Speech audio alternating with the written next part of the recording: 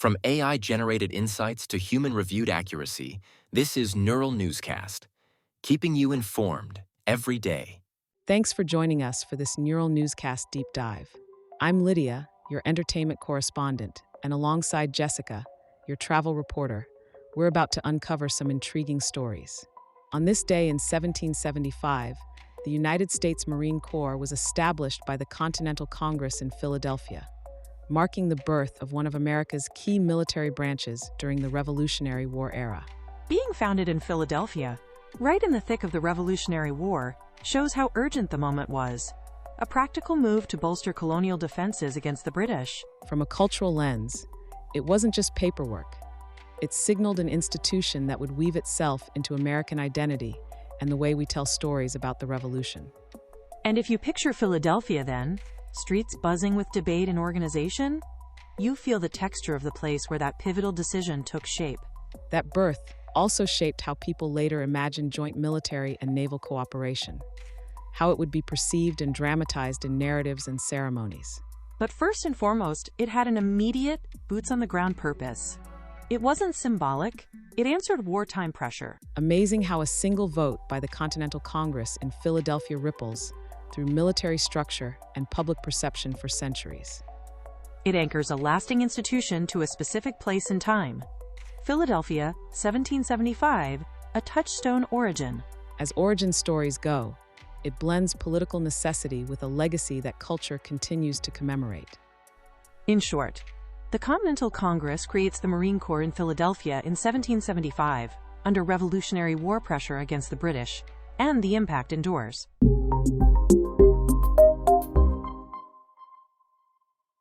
Time for a quick pause. We'll explore more when Neural Newscast Deep Dive returns.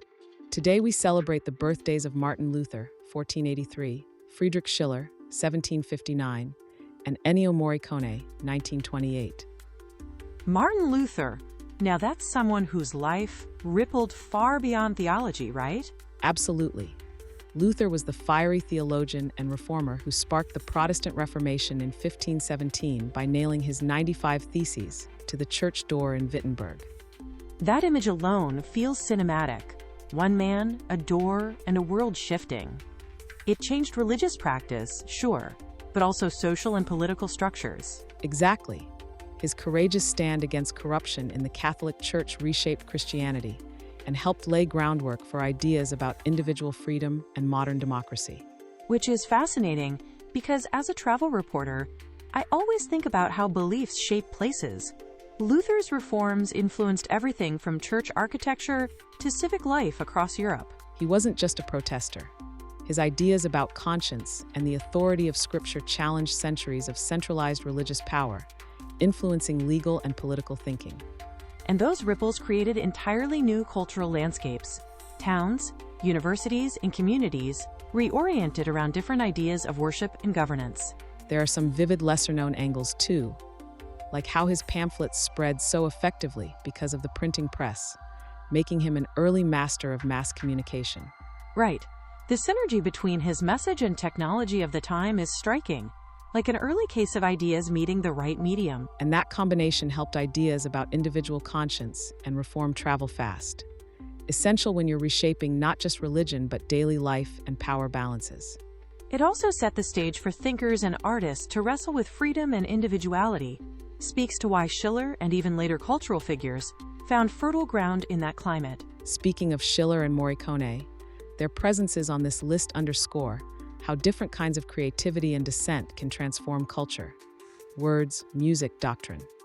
It's a neat trio. Luther's reforms, Schiller's dramatic explorations of freedom, and Morricone's emotional scores, all reshaping how people feel and think. Looking back, Martin Luther's bold act in Wittenberg wasn't just a religious protest.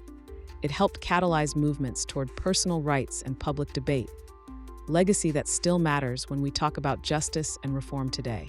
And that's why remembering his birthday feels relevant. His life is a reminder of how a single, principled stand can alter the course of history. Time for a quick pause. We'll explore more when Neural Newscast Deep Dive returns.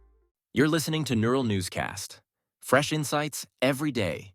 Catch up on past episodes anytime at nnewscast.com. Welcome back to Neural Newscast Deep Dive. Let's continue our exploration.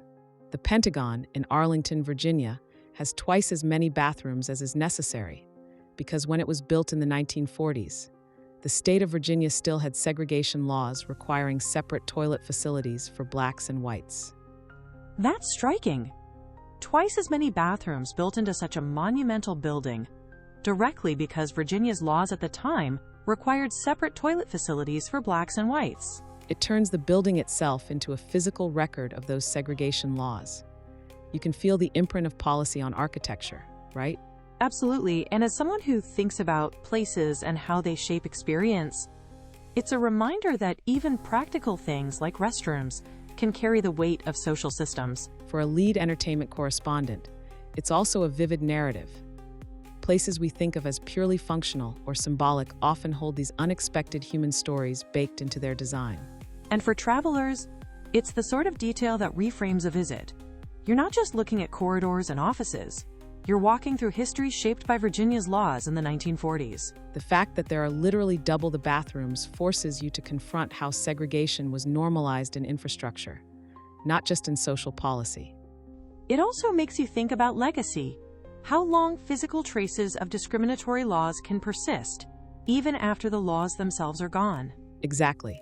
Architectural choices echo across decades, and the Pentagon's extra bathrooms are a clear, tangible example of that echo. It's a sobering piece of context for one of the nation's most iconic buildings, and it changes the way you mentally map that space.